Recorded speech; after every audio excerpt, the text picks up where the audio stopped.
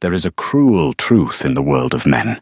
A woman's worth is measured entirely by the flawlessness of her reflection. When Lord Roderick offered his eldest daughter to the Alpha King of the savage North, the southern courts whispered it was an execution disguised as a marriage. She was the family's greatest shame, scarred, crippled, and hidden away in the damp shadows of the keep. They sent her as a sacrifice, an ugly piece offering to a beast they believed would tear her limb from limb. But the lords of the south made one fatal miscalculation. They forgot that wolves do not judge a mate by the smoothness of her skin, but by the untamable fire in her soul. The kingdom of Aethelgard was a land of lush valleys, towering stone castles, and a people obsessed with the divine right of beauty. In the estate of Oakhaven, this obsession was law. Lord Roderick was a man who prized aesthetics above all else, his wealth built on the breeding of fine horses and the arrangement of flawless marriages. He had 3 daughters. 2 were the toast of the kingdom, Arabella, with hair like spun sunlight, and Cecily, whose porcelain skin and delicate grace brought lords from across the sea begging for her hand. And then there was Isolde. Isolde was the eldest, but she was the ghost of Oakhaven. At birth, she had been marked. A deep, wine-dark birthmark stretched across the left side of her face, beginning at her temple, creeping over her eyelid, and swirling down her cheek to her jawline. The superstitious servants called it the devil's kiss.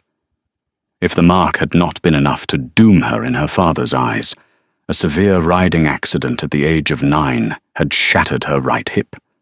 It had healed poorly, leaving her with a pronounced, permanent limp. While her sisters wore silks and danced at summer galas, Isolde was confined to the upper libraries, wearing high-collared coarse wool, instructed to look away when guests walked the halls. Her father did not just hide her, he despised her. To Lord Roderick, Isolde was a stain on his perfect legacy, but the delicate peace of Aethelgard was shattering. For a century, the Treaty of the Blood Moon had kept the savage Lycan tribes of the northern reaches at bay. The werewolves were beasts of legend, monstrous in size, ruthless in battle, and ruled by an Alpha King whose sheer presence was said to make the earth tremble. The treaty demanded a heavy tribute every 50 years, gold, iron, and a noble bride to mingle human diplomacy with the Pack's bloodline. The time had come. King Daria of the Ironjaw Pack had sent his emissaries, towering men wrapped in dire wolf pelts, with eyes like amber glass. They presented the Alpha's terms in the great hall of Oakhaven, demanding a daughter of Lord Roderick's noble house. Isolde remembered the night the decision was made. She had been sitting on the cold stone of the spiral staircase, listening to the furious arguments echoing from her father's study. "You cannot send Arabella," her mother had wept, the sound piercing the heavy oak doors. "She is to marry the Duke of Westfall. She is too fragile, too beautiful to be thrown to a mongrel dog." "And Cecily is betrothed to the prince," Roderick snapped back. "If I refuse the Alpha King, the northern hordes will sweep through Oakhaven and burn it to the ash. Daria is a monster. He has killed his way to the top of the Packs. He cares not for human politics, only for the tribute." A heavy silence fell over the room. Isolde held her breath on the staircase, her bad leg throbbing in the damp night air. "There is another daughter," her father said, his voice dropping to a cold, calculating whisper. "Isolde," her mother gasped. "But Roderick, she is hideous. The Alpha King might see it as an insult. He might slaughter her the moment he lifts her veil." "Let him," Roderick replied, his words acting as a physical blow to the eavesdropping girl. "If the beast tears her throat out, the blood debt is still paid. A daughter of Oakhaven was delivered. What he does with her is his concern. We rid ourselves of our shame, and Oakhaven is saved." 2 days later, Isolde was packed into a windowless, iron-reinforced carriage. There were no grand farewells, No tearful hugs from her sisters. Arabella and Cecily stood on the grand balcony, wrapping their velvet cloaks tight, looking down at her with a mixture of relief and pity. Lord Roderick handed the royal marriage writ to the northern emissary, refusing to even look his eldest daughter in the eye. "Do not speak unless spoken to, Isolde," was her father's parting command. "And keep your veil down. Do not shame me in your final moments." The journey north took 3 agonizing weeks. The lush green valleys of Ethelgard slowly gave way to jagged black mountains and forests of ancient, frost-covered pines. The temperature plummeted, biting through Isolde's inadequate clothing. Inside the freezing carriage, she huddled into a small ball, nursing her aching hip. She had no illusions about her fate. The tales of King Daria were terrifying. He was a warlord who had united the feral packs through sheer, bloody dominance. He was a beast who shifted into a wolf the size of a war horse. Isolde stared at her hands, rough from years of secretly working in the castle gardens. She was 22, entirely unloved, and riding toward her execution. Yet beneath the terror, a strange, quiet numbness settled over her. If death was waiting for her in the ice, at least she would no longer have to hide in the shadows of Oakhaven. Wintergard was not a castle. It was a fortress carved directly into the heart of a frozen mountain. As the heavy iron gates groaned open, Isolde's carriage rattled into a massive courtyard lit by roaring braziers. The air was thick with the smell of wood smoke, roasting meat, and something entirely wild, the heavy, earthy scent of predators. The carriage door was wrenched open by a Lycan guard. He did not offer his hand, merely gestured for her to step out. Isolde gathered her heavy skirts, her heart hammering violently against her ribs. She stepped down, but her bad hip, stiffened by weeks of freezing travel, gave way. She stumbled, falling to her knees on the hard, packed snow. A ripple of low, guttural laughter echoed from the onlookers. Men and women dressed in leathers and furs, their eyes glinting with a feral, predatory light. Isolde felt her face burn beneath her heavy silk veil. She scrambled to her feet, ignoring the sharp pain radiating down her leg, and stood as straight as her crooked frame would allow. "Bring the human to the great hall," a booming voice commanded. She was led through cavernous corridors of black basalt. The architecture was brutal, devoid of the delicate tapestries and gilded statues of her homeland. Here, the walls were adorned with weapons and the skulls of massive beasts. The great hall was immense, centered around a fire pit the size of a cottage. At the far end, slouched upon a throne of dark iron and massive antlers, sat King Daria. Isolde's breath caught in her throat. Daria was terrifyingly magnificent. He was a mountain of a man, clad in dark leather and the pelt of a massive white bear. His hair was a shaggy mane of dark obsidian, and his face was rugged, scarred with 3 jagged lines running down his jaw, a testament to brutal challenges won. But it was his eyes that froze her in place. They were a vivid, piercing amber, glowing with an inner, primal fire. The human emissary who had accompanied her from Oakhaven stepped forward, bowing low. "Great King Daria, Oakhaven fulfills its ancient oath. I present to you the noble daughter of Lord Roderick, your new bride and queen." Daria did not speak immediately. He leaned forward, his elbows resting on his knees, his amber eyes locked onto the small, heavily veiled figure standing awkwardly before him. He inhaled deeply, his chest expanding. Wolves, Isolde knew, relied on scent more than sight.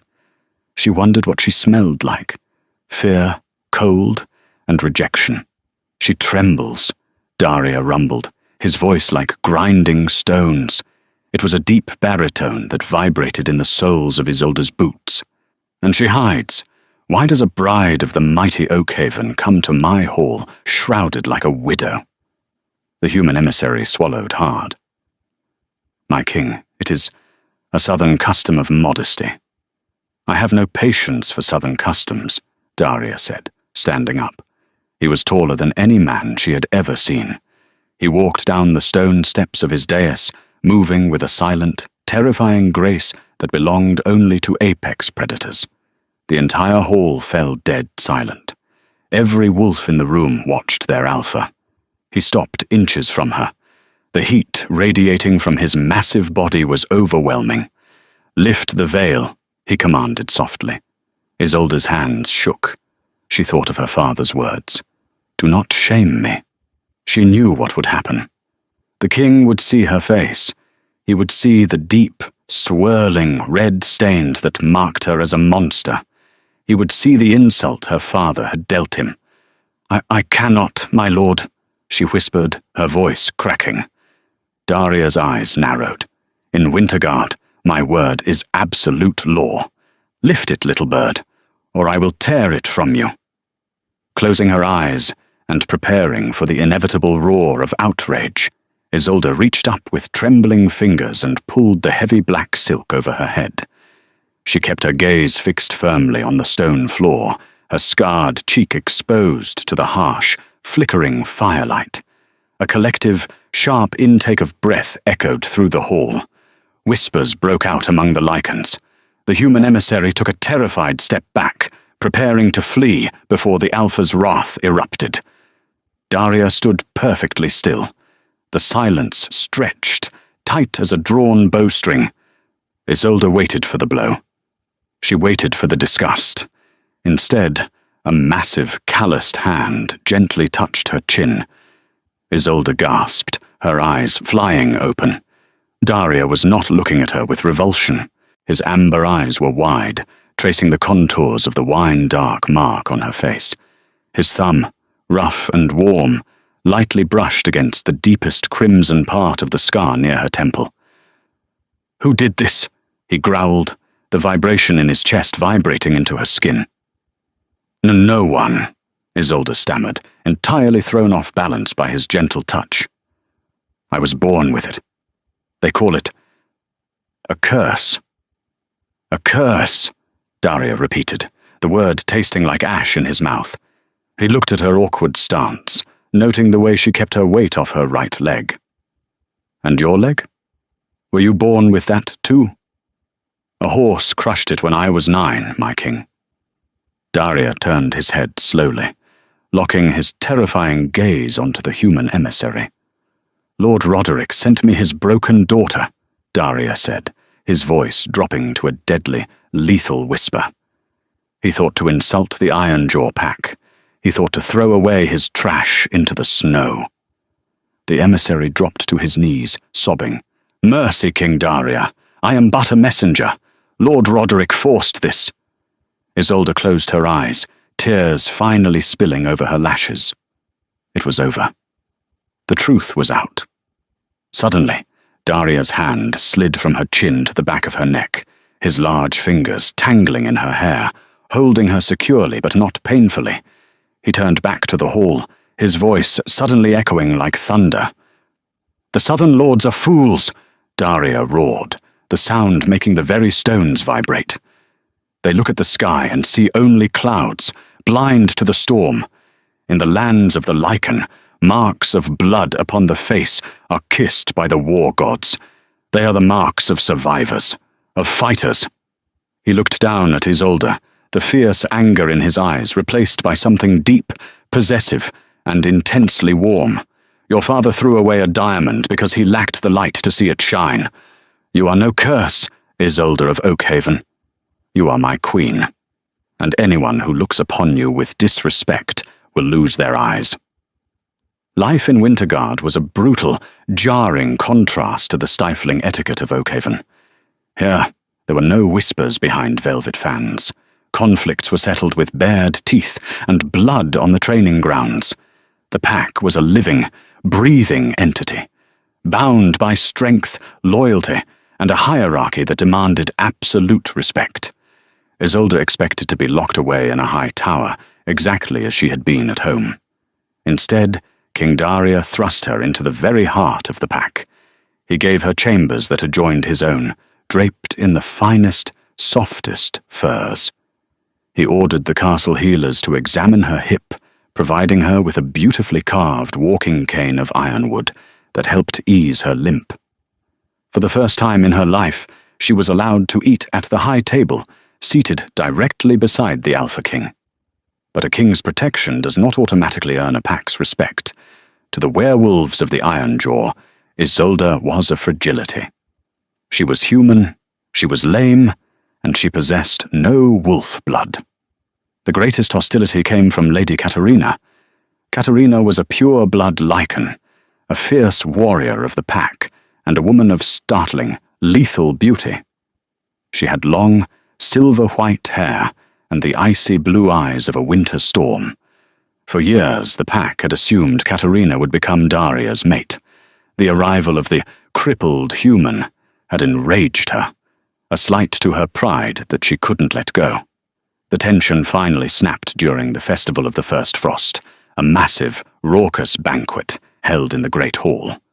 Ale flowed freely, and the wolves tore into roasted meats with their bare hands, laughing and shouting across the fires. Isolde sat beside Daria, wearing a dress of deep emerald wool that he had specifically commissioned for her, the high collar finally lowered, her birthmark fully visible. Daria was attentive, constantly filling her cup and carving the best cuts of meat for her plate, his massive arm casually draped over the back of her chair. Katerina, seated a few down the table, watched them with a sneer that twisted her beautiful features. She had had enough. Standing up, Katerina slammed her heavy tankard onto the wood. The loud crack silenced the immediate area, and the quiet rippled outward until the hall was completely still. "My king," Katerina called out, her voice dripping with mock sweetness. "It is a tradition at the first frost that the queen of the pack leads the opening dance, a display of grace and vitality to ensure a strong winter for the pack." Isolde's blood ran cold. She gripped her ironwood cane, resting against the table. Dancing was impossible for her. Katerina knew this. It was a calculated, deliberate attempt to humiliate her in front of the entire assembly, to prove how weak and unsuitable she was to be their queen. Daria's body instantly went rigid. A low, terrifying growl began to rumble in his chest, vibrating against Isolde's arm. His amber eyes flashed gold, the wolf beneath his skin violently clawing toward the surface. "You dare challenge her in my hall, Katerina?"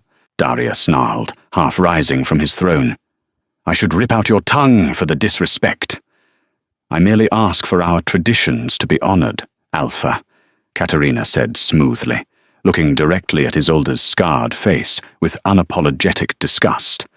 "Or are we to bend our ancient ways for a broken human who cannot even walk, let alone run with the pack?" Daria slammed his fists on the table, the wood splintering under his strength. He opened his mouth to order Katerina thrown into the dungeons, but before he could speak, a small, warm hand settled over his massive, clenched fist. Daria looked down, startled. Isolde was trembling, but her jaw was set.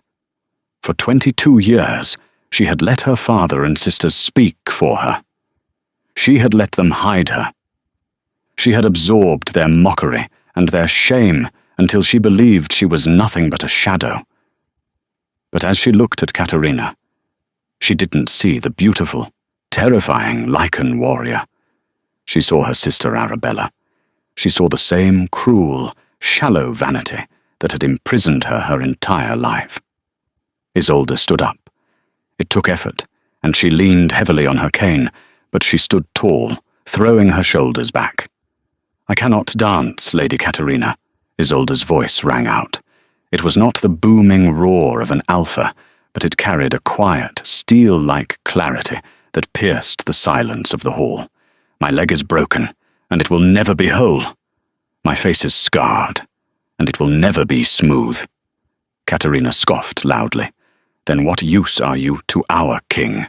What strength do you bring to the Ironjaw?" "The strength of survival," Isolde replied, stepping out from behind the heavy oak table. She limped down the dais, entirely unarmed, walking directly toward the fierce Lycan warrior. Daria watched her, utterly captivated, his protective instincts warring with an intense, burning pride. Isolde stopped a few feet from Katerina. "You prize yourselves on your scars won in battle, do you not? You wear them proudly. I was born into a world that hated me simply for existing. I was starved, locked away, and treated as a monster by my own blood. I have endured a lifetime of cruelty that would have shattered the minds of lesser women. I do not need claws or fangs to prove my strength. My spine is made of iron, Lady Katerina. You may mock my limp, but you will find I do not break." The hall was dead silent. A human, a crippled woman, was standing toe-to-toe with one of the most lethal wolves in the pack, radiating absolute defiance. Katerina's eyes narrowed, her lips curling back to reveal slightly elongated canines. For a moment, it looked as though she might strike Isolde down. Suddenly, a massive shadow fell over them both. Daria had moved with terrifying speed, stepping right behind Isolde. He didn't look at Katerina. He looked down at the top of Isolde's head, his chest heaving, his eyes burning with an emotion so fierce it looked like madness. "She is the queen," Daria announced to the hall, his voice echoing off the stone walls. "Her scars are my scars. Her enemies are my enemies. And her strength—" He paused, gently wrapping his massive arms around her waist, pulling her back against his chest so she didn't have to rely entirely on her cane. "Is greater than any I have ever witnessed." He finally looked at Katerina, his eyes flashing a deadly, unmistakable warning. "The queen does not dance tonight. The queen rules." For a long, tense moment, Katerina stared at them. Then, slowly, the Lycan warrior lowered her eyes, baring her neck in a traditional gesture of submission. She stepped back, melting into the crowd. As Daria led Isolde back to the high table, a low, rhythmic thumping began to echo through the hall. One by one, the werewolves were pounding their fists against their chests, the iron jaw salute of profound respect. Isolde sat down, her heart racing, tears pricking her eyes. She looked at Daria. The Alpha King was looking back at her, not with pity, and not with duty. He was looking at her with absolute, unyielding devotion. For the first time in her life, the ugly, discarded daughter of Oakhaven realized she was exactly where she belonged. The weeks that followed the Festival of the First Frost transformed Winterguard from a prison into a sanctuary for Isolde. For the first time in her life, she was not a secret to be kept in the dark. She was the queen of the Ironjaw pack, and Daria made sure the entire mountain knew it. Their bond grew in the quiet moments, away from the howling winds and the feral energy of the pack. Daria was a creature of profound violence on the battlefield, but with Isolde, his gentleness was absolute. He would spend hours in their chambers, his massive frame curled near the hearth, listening to her read from the ancient Lycan histories she had discovered in the keep's neglected libraries. At Oakhaven, her father had forbidden her from studying anything beyond needlework and scripture. Here, Daria devoured her intellect. He asked her opinions on trade routes, winter rationing, and pack disputes.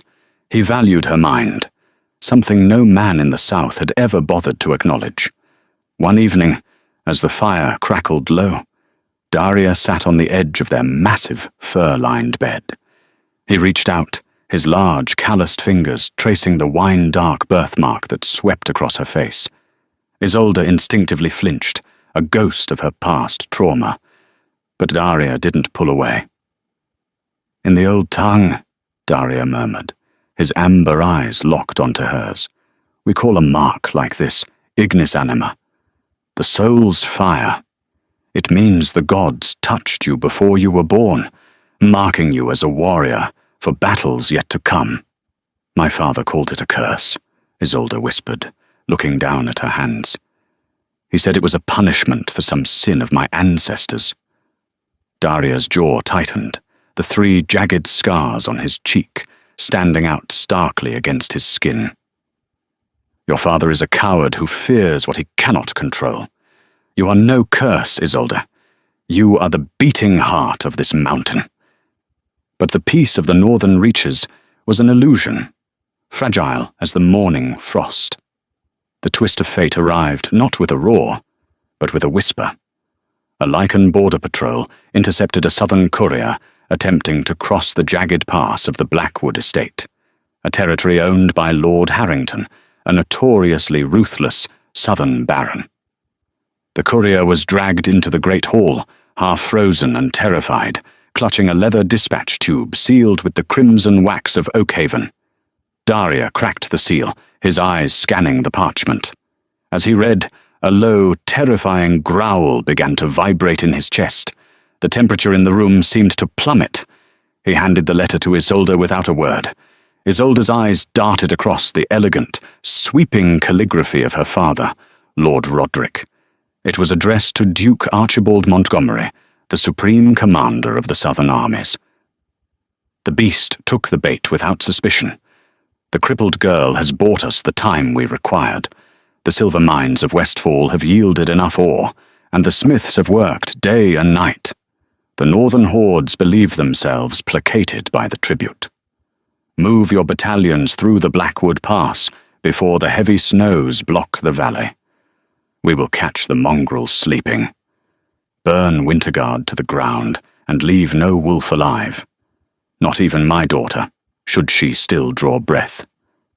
The parchment slipped from Isolde's trembling fingers, fluttering to the stone floor.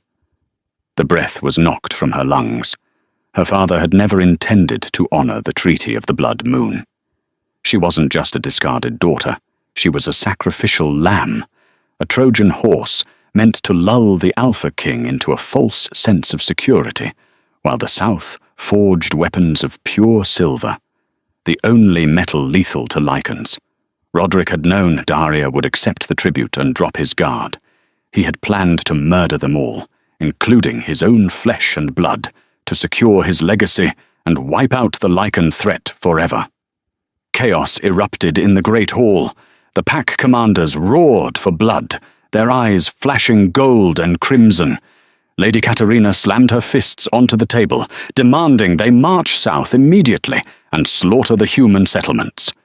Isolde stood frozen, the reality of her father's ultimate betrayal washing over her. He truly hated her enough to let her burn. She looked at Daria. The Alpha King was staring at her, his expression unreadable. For a fleeting, agonizing second, Isolde feared he would blame her. She was human. She was Roderick's daughter. She was the weapon they had used against him. Daria, Isolde choked out, stepping toward him, her ironwood cane clattering against the stone. I did not know. I swear to you, I knew nothing of this. Daria closed the distance between them in a single stride. He ignored the roaring commanders and the bloodlust filling the room. He took her face in both of his massive hands, his thumbs resting on her cheeks. I know, Daria said, his voice a deep, grounding rumble amidst the panic. You are my mate. You are Ironjaw now. Their treachery is not your burden. He turned to face his commanders, his roar silencing the room instantly. Prepare the defenses. The South brings war to our doorstep. They think to catch us sleeping. We will show them the nightmare of the waking wolf. The Southern Army arrived 3 days later, a glittering sea of steel and crimson banners marching through the snow-choked valleys.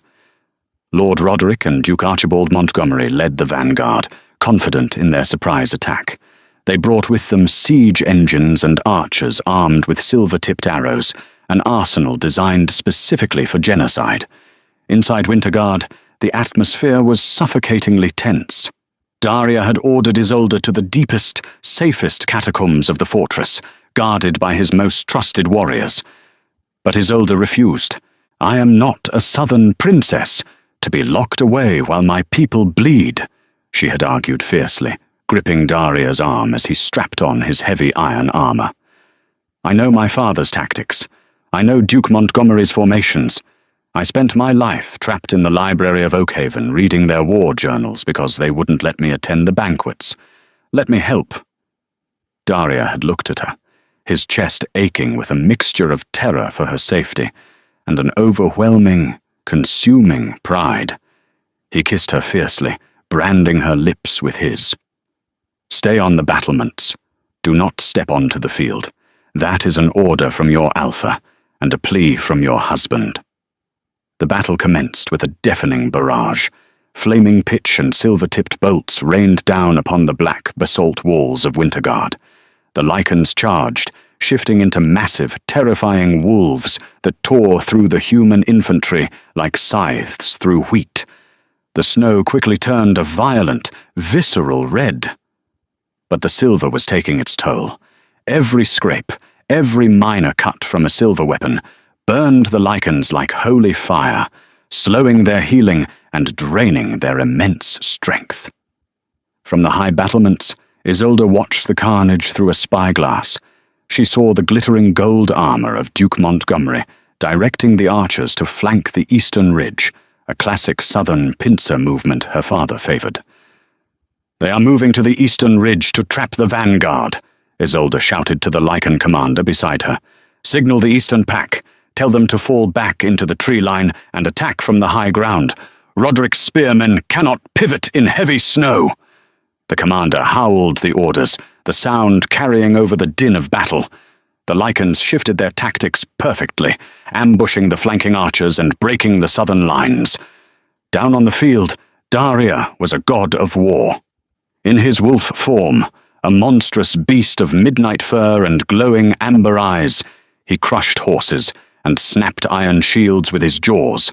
He carved a path directly toward the center of the southern command, his eyes fixed on the banners of Oakhaven. He intended to sever the head of the snake, but Lord Roderick was a coward who hid behind mercenaries.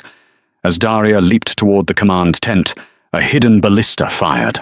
A spear, thick as a man's arm and tipped in pure, unalloyed silver, struck Daria in the shoulder. The Alpha King crashed to the frozen ground, a roar of pure, agonizing pain echoing across the valley. The silver burned into his bloodstream, forcibly shifting him back into his human form. He struggled to rise, clutching his smoking shoulder, but Duke Montgomery's elite guards quickly surrounded him, their silver swords drawn. From the battlements, Isolde's heart stopped. "Daria!" she screamed. Without thinking, without hesitating, she turned and fled down the winding stone stairs. Her bad hip screamed in protest, but adrenaline masked the agony.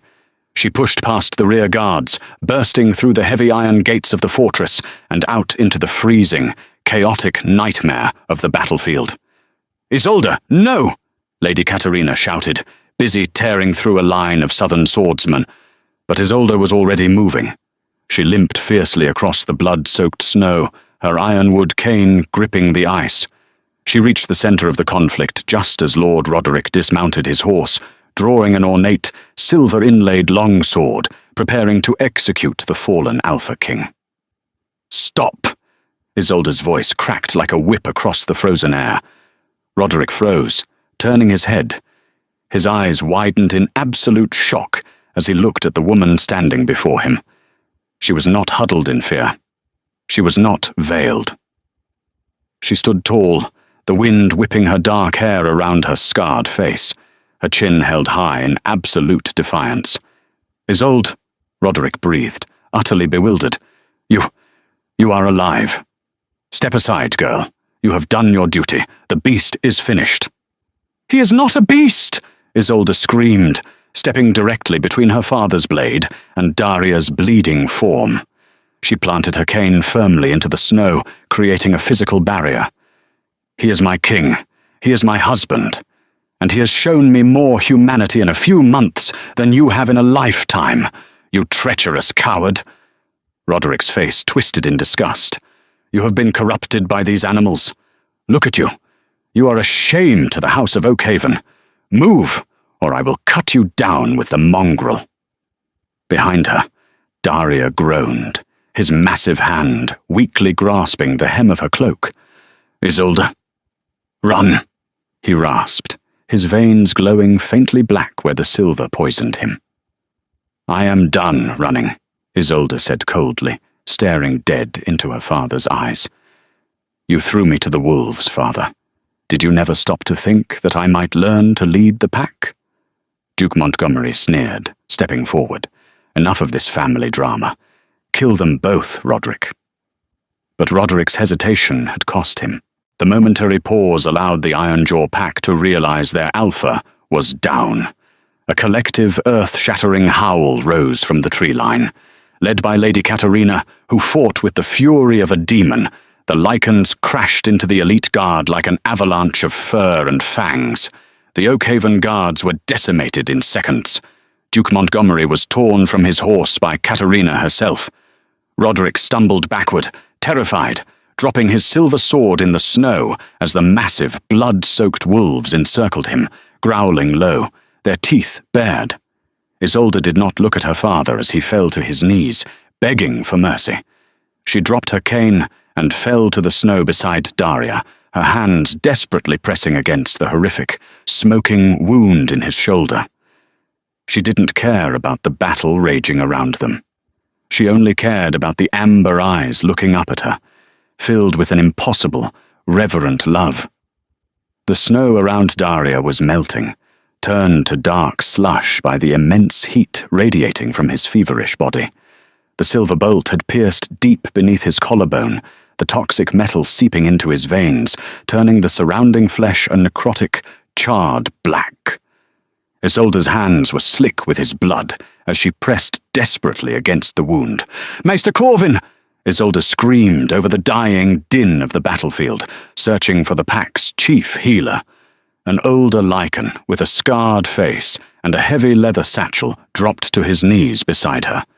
He took one look at the smoking wound and the blackened veins creeping up Daria's neck, and his shoulders slumped. "My queen," Corvin rasped, his voice thick with grief. "It is pure star silver. It has entered the blood. No Lycan can survive this. The Alpha is... he is returning to the earth." "No," Isolde said, her voice dropping to a terrifying, deadly calm. "He is not." She looked at her father, Lord Roderick, who was now kneeling in the snow, surrounded by growling wolves, his face pale with terror. Isolde knew her father. He was a meticulous, paranoid man. He would never deploy a weapon without keeping the antidote close at hand, just in case the silver accidentally poisoned one of his own elite handlers. Isolde released Daria to Corvin, snatched her ironwood cane from the snow, and marched directly toward her father. Lady Katarina stepped aside, allowing the Queen to pass. "Where is it?" Isolde demanded, the tip of her cane pressing against Roderick's chest. "Isolde, please!" Roderick babbled, tears freezing on his cheeks. "Call off these beasts. I am your father. I gave you life." "You gave me a prison," she snarled, striking him across the face with the heavy silver rings on her left hand. Roderick fell sideways, spitting blood into the snow. "You commanded Duke Montgomery to use the sterling alchemical silver. I read Lord Sterling's journals in your library, father. I know that star silver requires a binding agent of nightshade to keep it from shattering on impact. And I know nightshade poisoning has a cure. Give me the vial, or I swear by the old gods, I will let Katarina eat you alive, piece by piece." Roderick trembled, his eyes darting to the massive, blood-soaked form of Katarina, who licked her chops in eager anticipation. With a shaking hand, Roderick reached into his velvet doublet and pulled out a small, lead-lined flask. Isolde snatched it from his grip. She turned back to Daria, dropping to the ice. "Corvin, hold him down. When the antidote hits his blood, the silver will try to fight its way out. It will be agony." Corvin and two other massive Lycan warriors pinned Daria's arms and legs. Isolde uncorked the flask. It smelled of sulphur and crushed bone. Without hesitating, she poured the thick, viscous liquid directly into the smoking wound. Daria's eyes snapped open. They were not the warm amber she loved. They were glowing with a terrifying, blinding gold. A roar ripped from his throat, a sound so filled with primal agony that several Southern soldiers dropped their weapons and covered their ears. His body thrashed with earth-shattering force, throwing off one of the warriors. But Isolde did not flinch. She leaned her entire body weight over his chest, pressing her hands over the wound, whispering ancient Lycan prayers she had memorized from the archives. "Stay with me, Daria," she sobbed, her tears falling onto his scarred cheek. "You do not get to leave me. I forbid it. I am your queen, and I command you to stay." For 10 agonizing minutes, the battlefield was entirely still, save for the horrifying gasps of the fallen Alpha King. The black veins on his neck pulsed violently, then, slowly, began to recede. The smoking flesh cooled. The silver bolt, pushed out by his rapidly regenerating Lycan tissue, slid backward with a sickening squelch until Corvin grabbed it with a heavy leather glove and tossed it into the snow. Daria's chest heaved. The blinding gold in his eyes faded back to a soft, exhausted amber. He looked up at Isolde, his massive, blood-stained hand reaching up to touch the birthmark on her cheek. "You are crying, my little bird," he rasped, a weak smile touching his lips. "You foolish, beautiful beast," Isolde wept, burying her face into his neck, inhaling the scent of pine, smoke, and life. A deafening, triumphant howl rose from Lady Katerina, echoing off the mountain peaks. One by one, the entire Ironjaw pack joined in, a symphony of victory and absolute reverence. They were not howling for their alpha. They were howling for the crippled human girl from the south, the woman who had stared down an army, outsmarted a duke, and dragged their king back from the edge of death. The great hall of Winterguard had never felt so vast, nor so terrifyingly cold. 4 weeks had bled away since the snows of the Black Pass were stained crimson with the blood of the southern vanguard. The brutal winter of the northern reaches had swept in, burying the dead beneath a heavy, silent shroud of white frost. Yet, inside the mountain fortress, the fires roared with an insatiable hunger, casting long, flickering shadows across the black basalt walls. Daria sat upon his massive throne of dark iron and intertwined stag antlers. He was changed. The terrifying, unchecked feral energy that had once radiated from him was now tempered by something far more dangerous, a chilling, absolute control. Beneath his heavy tunic of black wolf pelt, a jagged star-shaped scar rested directly over his heart, a permanent, raised brand of necrotic tissue where the silver bolt had nearly claimed his immortal life. He was a king who had looked into the abyss and roared until it blinked first. But the true shift in power did not belong to the Alpha. It belonged to the woman seated beside him. Queen Isolde sat upon a throne newly carved from the ancient, pale ironwood of the deep forest, sitting equal in height to her husband's. She wore a gown of midnight blue velvet that spilled over the dais like liquid shadow. A delicate, brutal crown of braided silver and iron rested upon her dark hair. She no longer hid behind heavy collars or veils.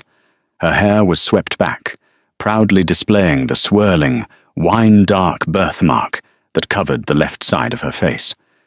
She held her polished walking cane across her lap, not as a crutch, but as a scepter of sovereign command. The heavy oak doors at the far end of the hall groaned open, the sound echoing like a death knell. A human envoy stepped forward, flanked by a dozen towering Lycan guards whose eyes glowed with barely suppressed violence. The envoy was Lord Arthur Penhaligon, a seasoned diplomat from the southern capital, wearing the golden crest of King Reginald. He looked pale, his eyes darting nervously to the massive wolves that lined the hall. But it was the prisoners dragged in behind him that drew the collective, predatory silence of the pack. Lord Roderick of Oakhaven was thrown to the hard stone floor. His velvet doublet was torn and caked with frozen mud. The arrogant, meticulous lord who had spent his life orchestrating the perfection of his bloodline now looked like a starving beggar. Beside him, weeping uncontrollably and shivering in their dirt-stained travelling cloaks, were Isolde's sisters, Arabella and Cecily. They had been intercepted by Lycan scouts near the coastal borders, desperately trying to board a smuggler's ship to the Free Cities. "Alpha King Daria, Queen Isolde," Lord Arthur Penhaligon announced, his voice trembling slightly as he dropped to one knee. He did not dare look Daria in the eye. "I bring you the treacherous curs of House Oakhaven. King Reginald of Ethelgard disavows their actions entirely. Lord Roderick acted without the Crown's mandate. He sought to break the Treaty of the Blood Moon, to steal the Northern Iron Reserves for his own selfish ambition." Penhaligon swallowed hard, gesturing to the pathetic figures on the floor. "The Crown begs for the continuation of our peace, and offers the lives of these traitors as restitution for the blood spilled." Daria leaned forward, the movement slow and deliberate. The ambient temperature in the room seemed to plummet. "The penalty for bringing Star Silver into my territory is death," Daria rumbled, his deep baritone vibrating in the marrow of everyone present. He did not just betray a treaty, he betrayed his own blood. Daria turned his massive head, his amber eyes softening only a fraction as he looked at his mate. "The judgment of Oakhaven does not belong to the Alpha. It belongs to the Queen." The entire pack shifted their gaze to Isolde. Isolde remained perfectly still. She looked down at the family that had spent 22 years wishing she did not exist. Arabella was the first to break. She scrambled forward on her knees, her blonde hair matted, her face smeared with dirt and tears. "Isolde! Sister, please!" she shrieked, her voice shrill and desperate. "We knew nothing of the silver. We swear it. Father told us you were dead. Have mercy on us. Look at me. I am your blood. I cannot survive in a dungeon." "Do not lie to her." Lady Katerina stepped out from the shadows of the pillars, her icy blue eyes fixed on Arabella with sheer disgust. Katerina tossed a bundle of crumpled, wax-sealed letters onto the stone floor. "Our scouts intercepted your courier, little human. We read the missives. You and Cecily were writing to the Southern Lords, bragging about how the ugly cripple had finally served a purpose by buying you time to forge your silver arrows." Cecily let out a choked sob, burying her face in her hands. Isolde's expression didn't change. She slowly stood up. She did not lean on her cane. Her bad hip ached with the deep chill of the mountain, but she refused to show a fraction of weakness. She walked down the stone steps of the dais, the heavy silence of the great hall pressing in around her. "You lied, Arabella," Isolde said, her voice quiet, but carrying a terrifying, crystalline clarity. "But that is not the worst of your sins, is it?" Roderick's head snapped up, his eyes widening in sudden, panicked realization. "Isolde, silence! Do not speak of it!" Isolde ignored him, stopping just a few feet from her father.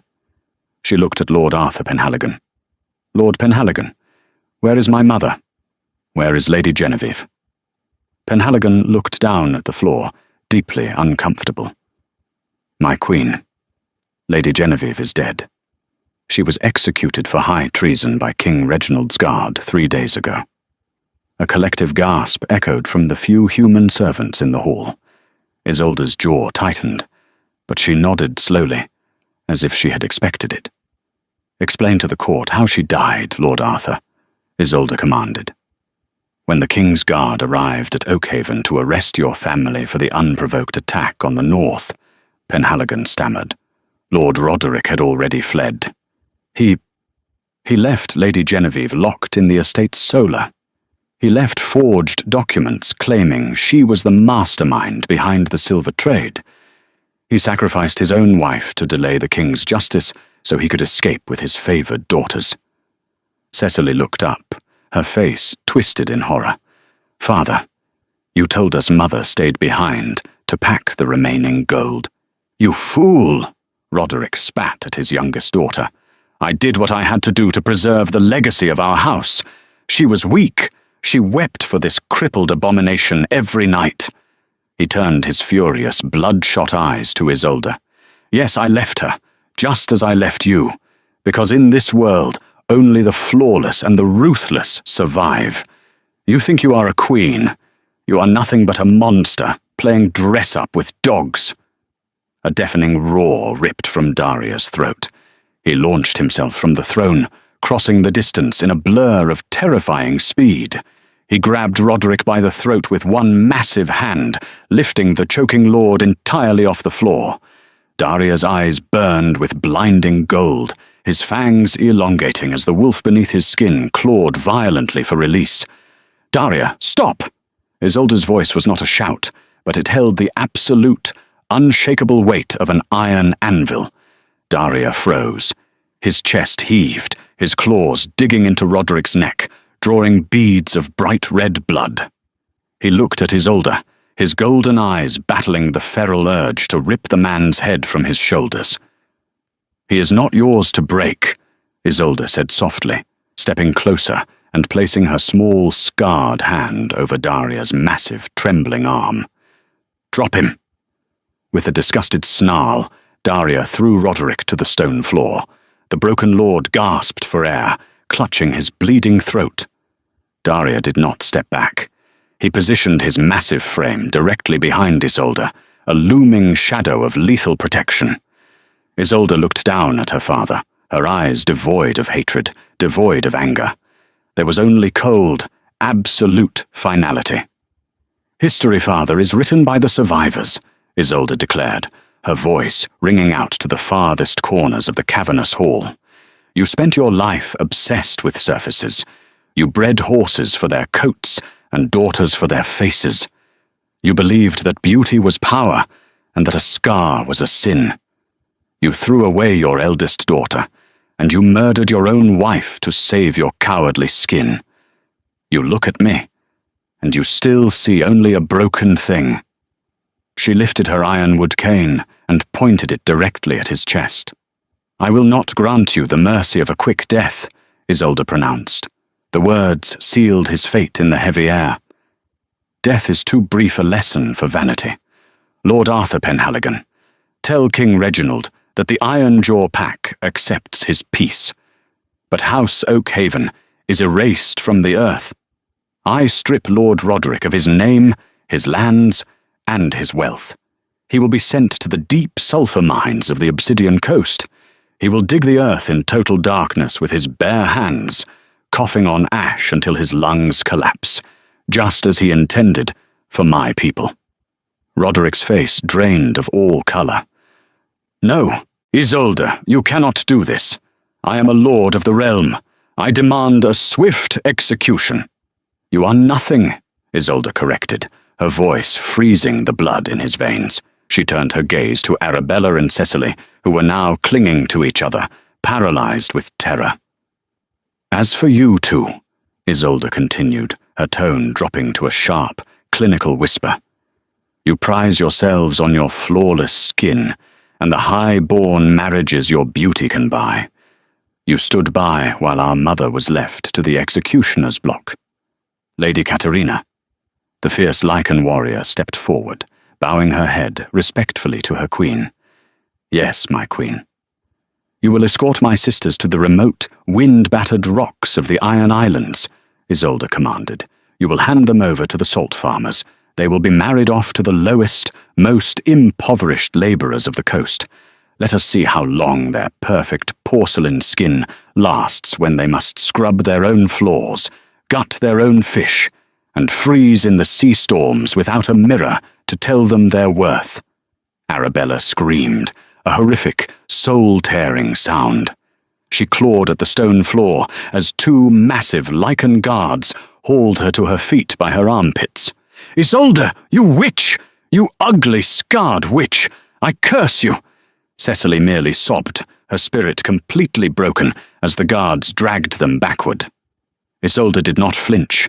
She watched impassively as her father and sisters were dragged from the great hall, their cries echoing down the long basalt corridors until they finally faded into the howling mountain winds outside. The heavy oak doors slammed shut with a deafening boom. The ghosts of her past, the agonizing chains of her childhood, were finally, irrevocably severed. A heavy, warm silence settled over the great hall. The pack watched her, their eyes filled with a terrifying, absolute reverence.